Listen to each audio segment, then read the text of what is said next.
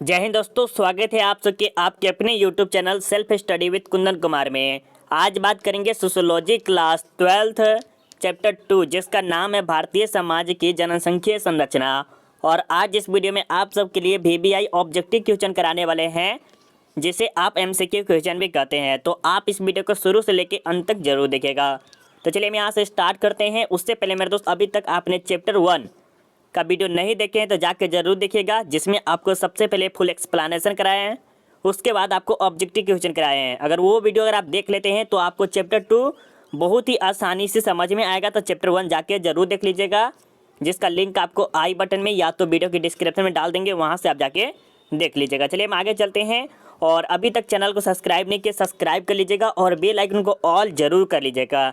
अगर आप चैनल को सब्सक्राइब कर रहे हैं तो बेल आइकन को ऑल कर ही लीजिएगा, ठीक है।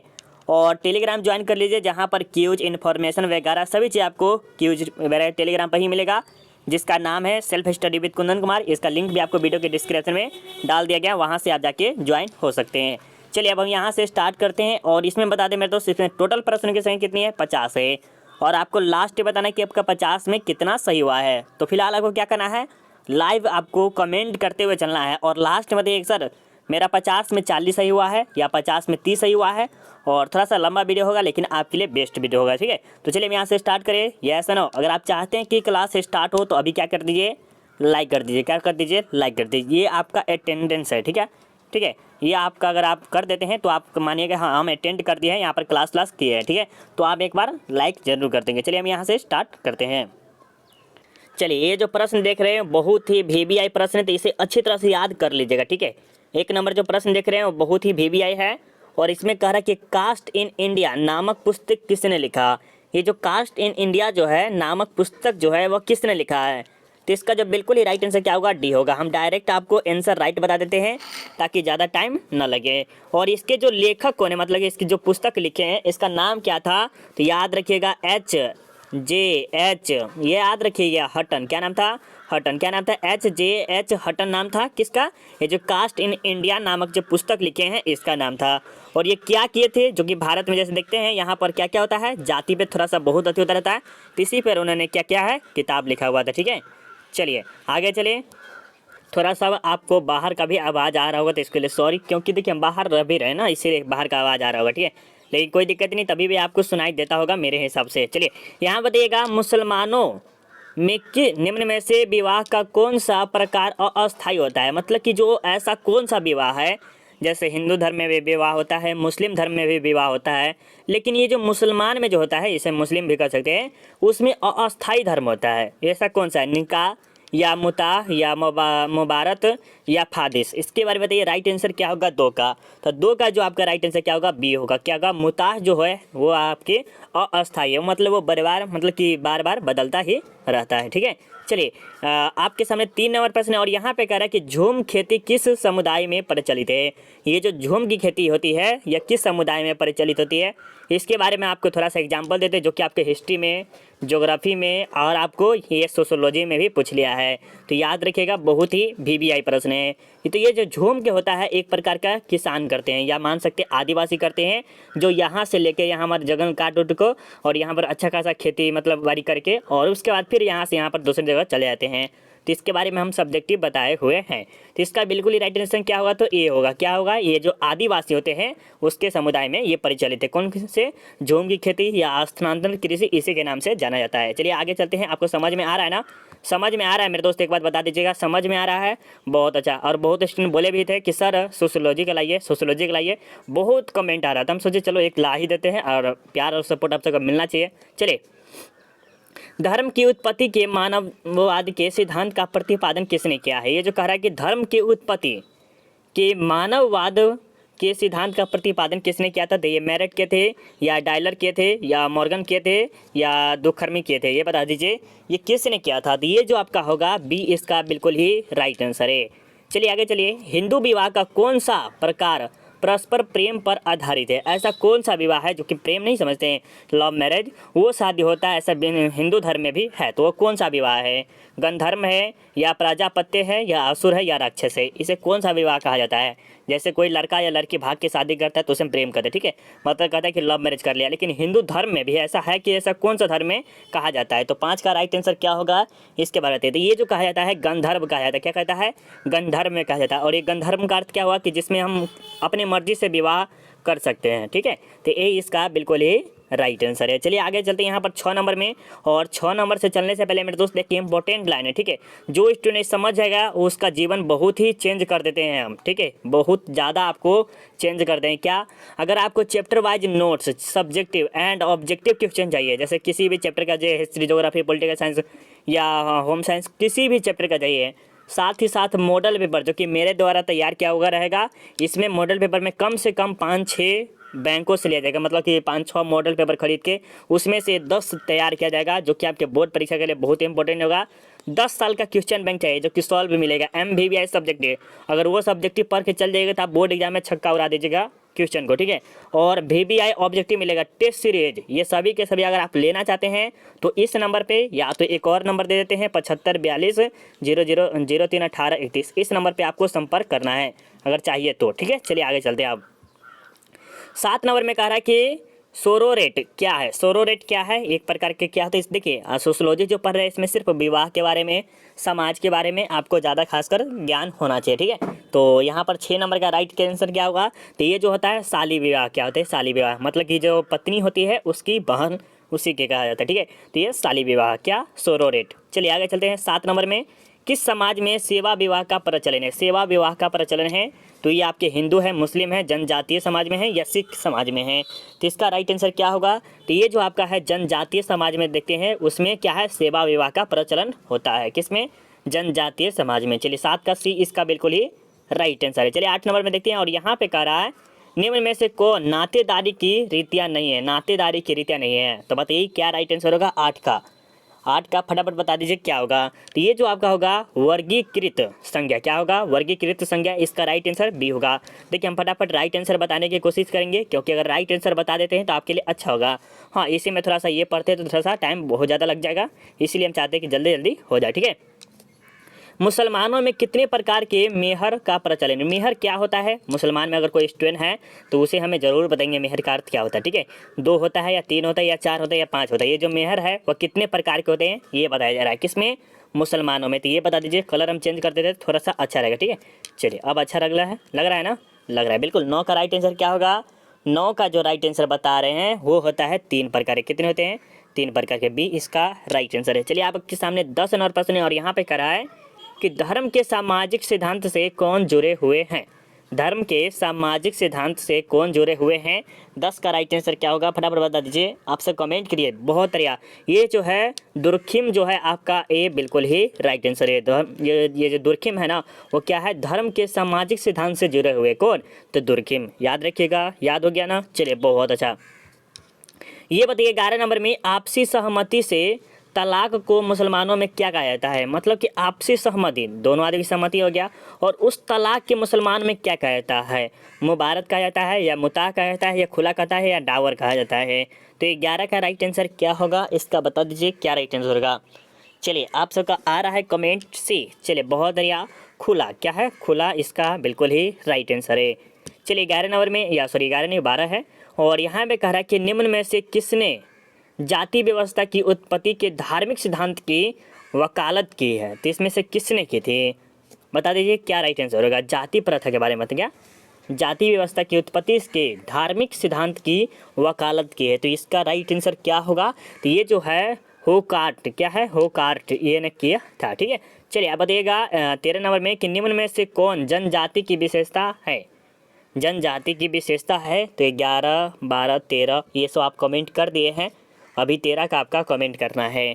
तो इसका जो होगा समान भूभाग, समान भाषा, समान संस्कृति, इनमें से सभी, मतलब कि इनमें से सभी इसका राइट आंसर। इनमें से शादी नहीं होगा, इनमें से सभी होगा। क्या होगा? इनमें से सभी। तो इसका राइट आंसर क्या होगा? डी होगा। चलिए आगे चलते हैं। यहाँ पर आपके सामने 14 नंबर प्रश्न है। यहाँ पे कह रहा है कि धर्म की उत्पत्ति के आत्मवाद का सिद्धांत किसने दिया? ये जो धर्म की उत्पत्ति होता रहता है उसके बारे में आत्मवाद कहा है, वो किसने कहा है? तो इसके बारे में बताइए 14 का राइट आंसर क्या होगा? फटाफट बता दीजिए क्या राइट आंसर होगा। तो ये जो किए हैं वो किए हैं टाइलर ने, क्या है, किसने, टाइलर ने कहा है, याद रखिएगा। बहुत बढ़िया। चलिए 15 नंबर में नातेदारी की कितनी श्रेणियां होती है, नातेदारी की कितनी श्रेणियां होती है, 3। अभी जस्ट आपको बताए हैं कि नातेदारी की कितनी श्रेणियां होती है, 3। बिल्कुल बी इसका राइट आंसर है। चलिए अब बताइए बिहार में बेरोजगारी भत्ता किस आयु समूह को कहा जाता है, मतलब कि जो बिहार में बेरोजगारी का सबसे बड़ा रीजन होता है वह किस उम्र से लेकर किस उम्र तक होता है।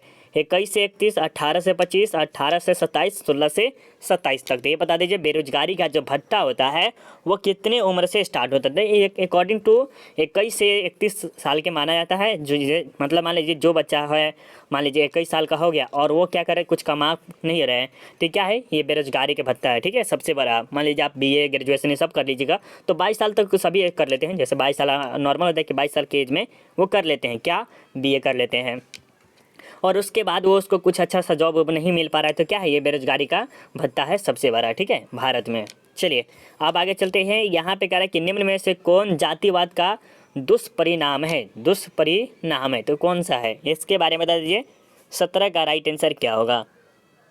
तो इसमें जो आपका राइट आंसर क्या होगा, ये जो आपका बी बिल्कुल ही राइट आंसर है। सामाजिक समस्याओं में वृद्धि, क्या होती है, सामाजिक समस्याओं में वृद्धि। देखिए सामाजिक समस्याओं में वृद्धि का अर्थ क्या हुआ, जैसे मान लीजिए जाति का बारे में बोला, जातिवाद में दुष्परिणाम, दुष्परिणाम का ये होगा कि दुश्मनी जैसा कार्य करना, और समाज में जितनी जातियाँ बढ़ेगी उतना ही क्या होगा, वृद्धि, मतलब कि जितना बढ़ रहा है उतना ही समस्या होगी। ठीक है, चलिए अब बताइएगा 18 नंबर में कि किस धर्म में विवाह को एक संविदा माना जाता है। क्या कर रहा है, किस धर्म में विवाह को एक संविदा माना जाता है, इसके बारे में। तो ये राइट आंसर का 18 का क्या राइट आंसर होगा, बता दीजिए राइट आंसर क्या होगा 18 का।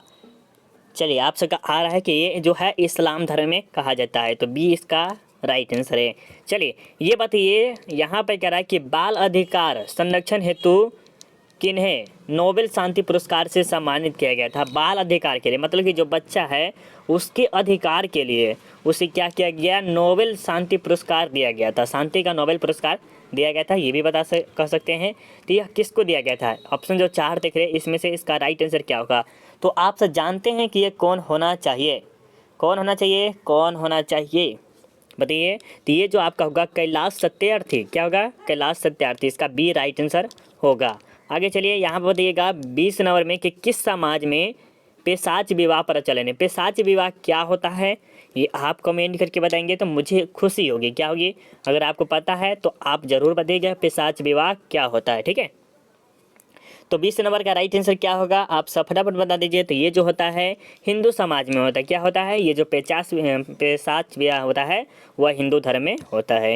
ये बता दीजिए 21 नंबर में कि निम्न में से कौन सामाजिक स्तरीयकरण का आधार नहीं है। क्या करा है, निम्न में से कौन सामाजिक स्तरीयकरण का आधार नहीं है, तो कौन है, व्यवसाय है, संस्कृति है, शिक्षा है, संपत्ति है। तो इसका राइट आंसर क्या होगा, फटाफट कमेंट कर दीजिए 21 का राइट आंसर क्या होगा।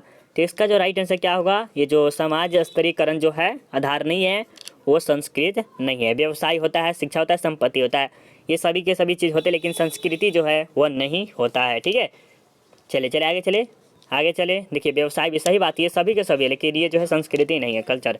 ठीक है, ये बताइए मर्दाक के अनुसार विवाह का उद्देश्य है, मर्दाक के अनुसार विवाह का क्या उद्देश्य है, ये बता दीजिए। इसके बारे में राइट आंसर क्या होगा 22 का। इसका जो राइट आंसर क्या होगा चाहिए, यौन इच्छा की पूर्ति, बच्चे का पालन पोषण, आर्थिक सहयोग, इनमें से सभी, मतलब कि इसका जो राइट आंसर क्या होना चाहिए, डी होना चाहिए। ठीक है, डी इसका राइट आंसर है, बहुत अच्छा।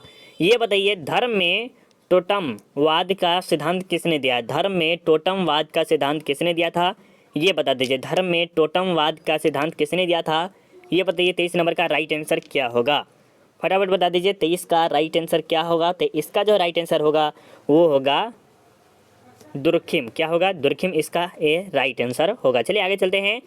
यहाँ बताइएगा दादी जो देख रहे हैं, दादी नातेदारी किस श्रेणी के अंतर्गत आती है, दादी जो है वो किस श्रेणी के अंतर्गत आती है, प्रथम, द्वितीय, तृतीय या इनमें से कोई नहीं। स्थान बता दीजिए, कौन सा स्थान होगा 24 का, 24 का बता दीजिए क्या राइट आंसर होगा, ये तो होगा तृतीय। बहुत अच्छा मेरे दोस्त, तृतीय वाले का बिल्कुल ही राइट आंसर। देखिए थोड़ा सा फास्ट कर रहे लेकिन आप सबके लिए कर रहे हैं, ठीक है, आप सबके लिए हम फास्ट करा रहे हैं और नाम नहीं ले रहे तो उसके लिए सॉरी, नाम लेना ज़रूरी नहीं है, ठीक है, नाम लेना ज़रूरी इतना नहीं है। चलिए, जनजातियों में जीवन साथी प्राप्त करने की कितनी पद्धतियाँ है? जनजातियों में जीवन साथी मतलब कि अपने हस्बैंड या वाइफ के कितनी पद्धतियाँ है? तो 8 है, 7 है, 5 है, 11 है। इसके बारे में बता दीजिए, राइट आंसर क्या होगा? 25 का।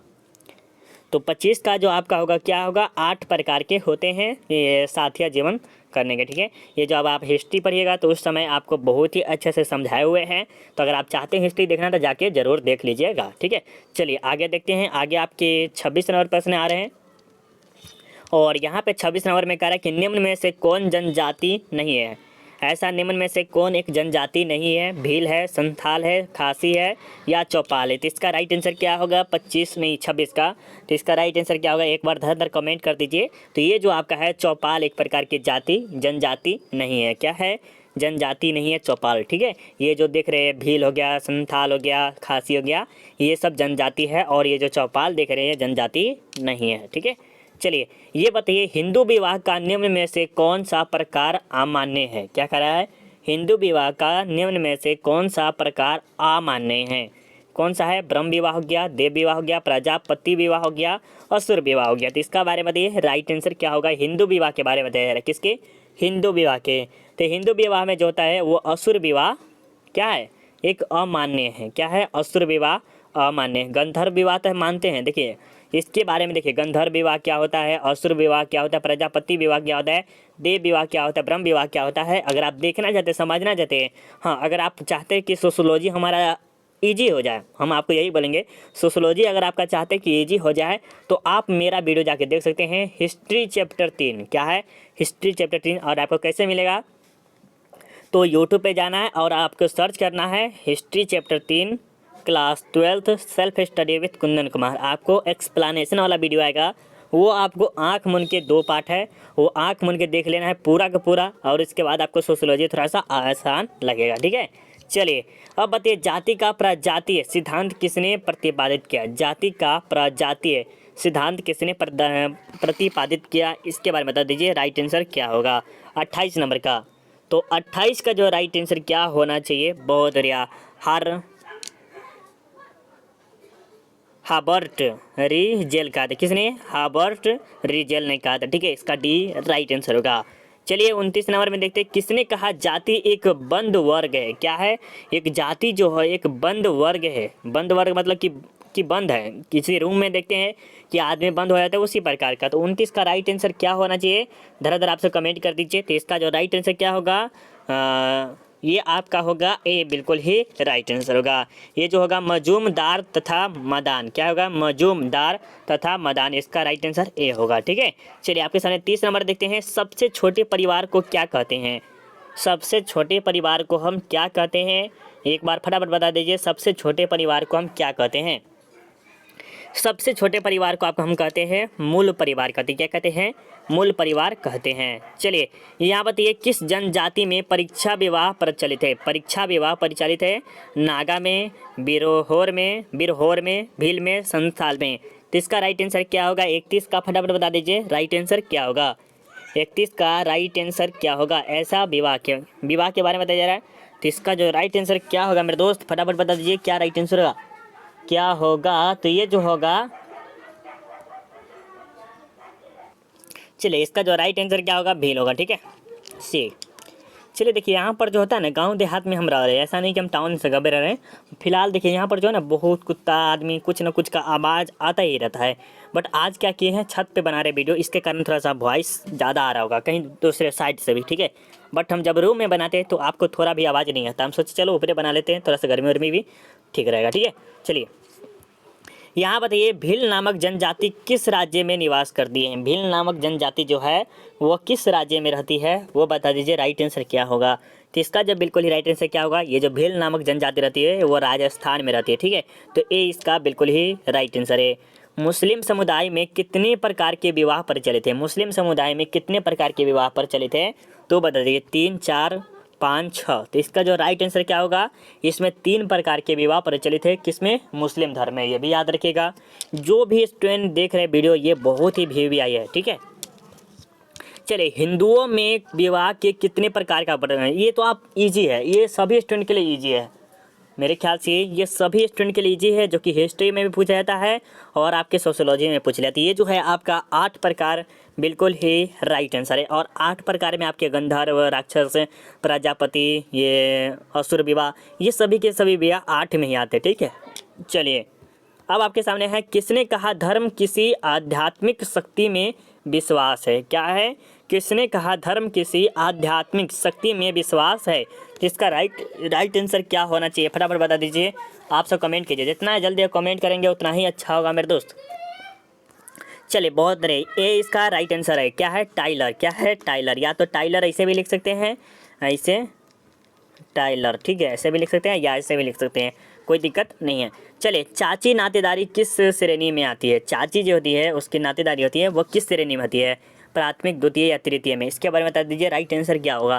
तो ये जो होती है, नानी जो देखे थे वो तृतीय में थी और चाची जो है वो द्वितीय में है, और माता पिता शायद प्राथमिक में आते हैं। ठीक है, माता पिता। चलिए, ये बताइए, निम्न में से कौन सा हिंदू विवाह का उद्देश्य है? कौन सा हिंदू विवाह का उद्देश्य है? तो धार्मिक कर्तव्य उसमें रहता है, पुत्र प्राप्ति के रहते हैं, वो भी रहते हैं, रीति के रहते हैं, इनमें से सभी, मतलब डी इसका राइट आंसर है। चलिए आगे चलते हैं। यहाँ पे बताया जा रहा है कि 38 नंबर में कि निम्न में से कौन सी जनजाति उत्तरी पूर्वी भारत की नहीं है? क्या करें? निम्न में से कौन सी जनजाति उत्तरी पूर्वी भारत की नहीं है? तो इसके बारे में बता दीजिए, उत्तरी पूर्वी भारत की नहीं है तो ये भी बता दीजिए, आपके कमेंट में अच्छा होना चाहिए। चलिए, बहुत अच्छा। ये जो बॉर्डर देख रहे हैं ये आपका नहीं, बॉर्डर से मत समझिएगा, बॉर्डर से मत समझिएगा, ठीक है। चलिए, मुस्लिम विवाह है एक प्रकार के, मुस्लिम विवाह जो है वह एक प्रकार के कैसा विवाह है? तो ये जो है समझौता होता है कि इधर से भी पूछता है और इधर से भी पूछता है, दोनों तरफ से पूछा जाता है, शायद पूछा जाता है। मुस्लिम में देखे नहीं है बट किताबी नॉलेज के हिसाब से हम बता रहे हैं। हिंदू विवाह में होता है तो उसमें धूमधाम से शादीशुदा होता है, मुस्लिम में भी होता होगा, उतना नॉलेज नहीं है मुस्लिम धर्म के बारे में। लेकिन हिंदू में जैसे होता है कि इसमें सब चीज़ का व्यवस्था होता है, जयमाला फेमाला बहुत धीरे, मतलब कि जब समझती हिंदू धर्म में हद से ज़्यादा है उसमें, ठीक है। चलिए, किस समाज में हठ विवाह का प्रचलन है? किस विवाह में हठ विवाह का प्रचलन है? तो इसके बारे में बता दीजिए, राइट आंसर क्या होगा? तो ये जो होता है जनजातीय समाज में होता है, तो सी इसका राइट आंसर होगा। चलिए आगे बताते हैं, भारत में विवाह और परिवार किसने लिखे? भारत में विवाह और परिवार, ये जो पुस्तक है शायद, तो वह किसने लिखा? अगर आप चाहे तो पढ़ सकते हैं, नहीं चाहे तो नहीं भी पढ़ सकते हैं, ठीक है। तो इसका राइट आंसर क्या होगा ये भी बता दीजिएगा, तो बहुत ही खुशी मिलेगा अगर ये वीडियो अगर आप बता देते हैं। ये वाला जो प्रश्न है वो बहुत ही VVI है, तो आप हमें ज़रूर इसका राइट आंसर बताइएगा। चलिए बता दीजिए क्या राइट आंसर होगा, फटाफट बता दीजिए क्या राइट आंसर होगा मेरे दोस्त। आप सब कमेंट नहीं कर रहे हैं तो चलिए फटाफट बता दीजिए क्या राइट आंसर होगा। तो जितने स्टूडेंट अगर सी किए हैं KM पगरिया, क्या है? कपरिया है, कपरिया, ठीक है। KM कपरिया जो है आपका राइट आंसर। भारत में विवाह और परिवार में किसने लिखा है? तो ये जो है आपके सी राइट आंसर होगा, ठीक है। अब चलिए आगे चलते हैं, अब थोड़ा सा और बचा हुआ है, देखिए लेते हैं। सोसाइटी इन इंडिया किसने लिखा? ये तो जस्ट आपको पहले ही बताए हुए थे ना, सोसाइटी इन इंडिया, ये तो आपको हम पहले बताए थे ना, शायद मेरे दोस्त आपको बताए थे ना। सोसाइटी इन इंडिया नहीं, सोसाइटी नहीं था, वहाँ पर कास्ट इन इंडिया था ना, कास्ट इन इंडिया था तो वो दूसरा था। ये सोसाइटी मतलब समाज के बारे में बता रहा है, तो समाज में जो था वह कौन था? मेंडल बम, ठीक है, मेंडल बम, ठीक है। आगे चलिएगा, यहाँ पर 43 नंबर में कि इनमें से कौन आदिम अर्थव्यवस्था का दूसरा स्तर है? क्या करा है? इनमें से कौन आदिम अर्थव्यवस्था का दूसरा स्तर है? तो इसका राइट आंसर क्या होगा? 43 का राइट आंसर जो आपका होगा वो क्या होगा? पशु आचर शस्त्र, ठीक है। यहाँ पर पशु चारक अस्त्र होना चाहिए, यहाँ पर लिखने में ही गलत है, ठीक है। यहाँ पर होगा पशु चारक अस्त्र, क्या होगा? पशु चारक, यहाँ पशु चारक अस्त्र होगा, ठीक है, अस्त्र नहीं होगा, ठीक, याद रखिएगा। यहाँ पर निम्न में से कौन एक वर्ग नहीं है? डॉक्टर, शिक्षक, ब्राह्मण, वकील, इसके बारे में बता दीजिए राइट आंसर क्या होगा? 44 का। तो एक बात आपको हम जरूर बताएंगे कि अगर अभी तक आपने सोशियोलॉजी का एक VBI, ठीक है, एक सोशियोलॉजी का MVBI एक ऑब्जेक्टिव बनाए हैं, जाके जरूर देख लीजिएगा, बहुत ज़्यादा प्रश्न इसमें से पूछे जाते हैं आपके बोर्ड एग्जाम में। तो इसका बता दीजिए 44 का राइट आंसर क्या होगा? क्या पूछा जा रहा है कि निम्न में से कौन एक वर्ग नहीं है? तो इसमें से ऐसा कौन सा है जो एक वर्ग नहीं है? तो वो आपका जो है ब्राह्मण एक प्रकार का वर्ग नहीं है। बाकी जो देख रहे हैं डॉक्टर, शिक्षक, वकील, ये सब क्या है? वर्ग है, ठीक है। सोसाइटी नामक पुस्तक के लेखक कौन है? सोसाइटी नामक पुस्तक के लेखक कौन है? तो ये बता दीजिए। राइट आंसर क्या होगा? 45 का सोसाइटी नामक के जो लेखक है मैकाइवर एवं पेज है। क्या है? मैकाइवर एवं पेज, इसका राइट आंसर ये होगा। ठीक है, आगे चलिए। यहाँ बता दीजिए निम्न में से कौन सामाजिक परिवर्तन का कारक है? सामाजिक परिवर्तन का कारक है, तो इसका भी राइट आंसर क्या होना चाहिए? डी या कुछ और होगा? फिर से बता दीजिए, डी होगा या कुछ और होगा? डी रहेगा ये, डी। बहुत बढ़िया। ये बताइए 47 में खासी नामक जनजाति किस राज्य में निवास करती है? खासी नामक जनजाति किस राज्य में निवास करती है? तो ये जो आपको है कहाँ निवास करती है मेरे दोस्त? तो ये जो आपको निवास करती है वो आपके मेघालय में करती है। कहाँ करती है? मेघालय में। सी इसका राइट आंसर है। अब बताइए 48 नंबर की मामा नातेदारी किस श्रेणी के अंतर्गत आते हैं? तो ये जो मामा नातेदारी होती है वह किस श्रेणी के आते हैं? तो ये तृतीय होती है। तृतीय हो गया, नाना हो गया, मामा हो गया, ये सब जो आप कहते हैं तृतीय में आते हैं। जैसे चाचा चाची ये सब हो गया आपके द्वितीय में आते हैं। माता पिता जो आपके साथ है वो प्राथमिक में आते हैं। ठीक है, चलिए यहाँ बता दें कास्ट क्लास एंड ऑपरेशन नामक पुस्तक किसने लिखा है? ये बता दीजिए। 49 नंबर का फटाफट बता दीजिएगा तो अच्छा रहेगा। चलिए एक बार बता दीजिए क्या राइट आंसर होगा। चलिए फटाफट बहुत रही। इसका जो राइट आंसर क्या होगा? GS ये होगा। ठीक है, याद रखिएगा। आगे चलिए आपके लास्ट है हिंदू किनशिप नामक पुस्तक किसने लिखा? ये 50 का आप कमेंट बताइएगा। साथ ही साथ इसका राइट आंसर बता दें क्या? चलिए इसका राइट आंसर जो आपका होगा क्या होगा? ये होगा आपका डी। क्या होगा? डी आपका राइट आंसर है। KM कपरिया है वो आपका राइट आंसर है। और आपको क्या बताना है? 50 में आपका कितना से हो ये कमेंट करना है। और एक बात और आपको बता देंगे कि अगर अभी तक आपने सोशियोलॉजी का MVBI वाला ऑब्जेक्टिव क्वेश्चन नहीं देखे तो जाके जरूर देख लीजिएगा, जिसका लिंक आपको वीडियो के डिस्क्रिप्शन में मिलेगा। हाँ, अगर आपको PDF वगैरह चाहिए तो आप हमें ज़रूर एक बार कांटेक्ट कीजिएगा इस नंबर पे। ठीक है, ज़रूर एक बार संपर्क कीजिएगा। चलिए ये देख लीजिए आपका टेलीग्राम किया हो गया। अगर आपके भाई बहन दोस्तों क्लास 10th में है तो ज़रूर बताइएगा RDX सेल्फ स्टडी के बारे में। चलिए मिलते हैं अगले वीडियो में। अभी के लिए बाय बाय।